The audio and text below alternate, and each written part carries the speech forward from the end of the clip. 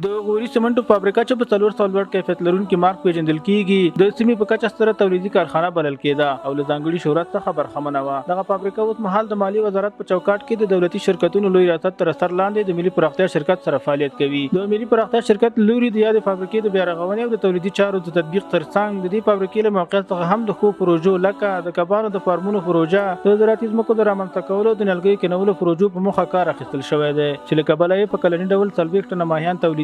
120 جریبه کرهنیزه ځمکه چمتو شوې او په اړوند سیمه کې د چاپیریال د ښکلا او هوا پاکوالي په موخه له 10,000 څخه زیات ګټور نیالګي کینول شوي دي. د ملي پراختیا شرکت هڅه کوي چې د غوري سمنټو دغه ارزښت لرونکي فابریکه په هر اړخیز ډول بشپړه فعاله کړي او د تولید ظرفیت یې په 40 ساعتونو کې له 40 ټنو څخه 800 ټنو ته لوړ کړي تر څو د کورني بازار د اړتیاو پوره کولو ترڅنګ نړیوالو بازارونو ته هم صادرات ولري او له دې لارې د هیواد په اقتصادي ځانبساینه کې رغنده رول ولوبوي او همدارنګه زرګونو هیوادوالو ته د کار زمینه برابره کړي. د یادونې وړ ده چې غوري سمنټو فابریکې په 1341 کال کې د چکسلواکیا هیواد د متخصصینو تر نظر لاندې په 40 ساعتونو کې د 400 ټنو تولید په ظرفیت فعالیت پیل کړ چې وروسته بیا د کورنیو ناخوالو له امله یې چارې ټکنۍ شوې. دغه فابریکه د وروستي ځل لپاره په 1393 کال کې د قانون او پټرولیم وزارت په چوکاټ کې د ملي پراختیا شرکت سره مدغم شوه چې اوس مهال د مالیې وزارت په چوکاټ کې د ملي پراختیا شرکت له لوري د غوري سمنټو فابریکې بیا فعالولو ته ځانګړې پاملرنه شوې ده.